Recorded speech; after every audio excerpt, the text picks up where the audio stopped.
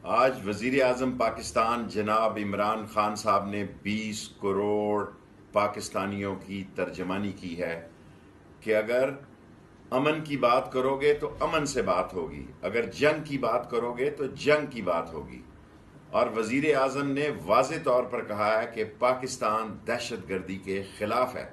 और इमरान खान ने एक वाज़े मैसेज दिया है कि आज सारे हिंदुस्तान के मुसलमानों पर जो जुल्म और सितम ढाया जा रहा है उसकी वजह वो मसला कश्मीर है जो अक़वाम मुत्तहिदा की करारदादों के मुताबिक हल चाहता है।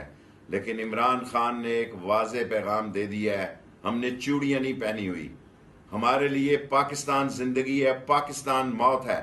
अगर किसी ने पाकिस्तान की तरफ मैली आंख से देखा तो वो आंखें निकाल दी जाएंगी और ना फिर घास उगेगी, ना चिड़ियां चहकेंगी, ना मंदिरों में घंटियां बजेंगी, क्योंकि पाकिस्तान मुसलमानों का वो एक किला है जिसे सारी दुनिया की मुसलमान देख रहे हैं। और इमरान खान की क़यादत में 20 करोड़ लोग आज तैयार हैं कि अमन हो या जंग हो, हम इमरान खान के साथ हैं।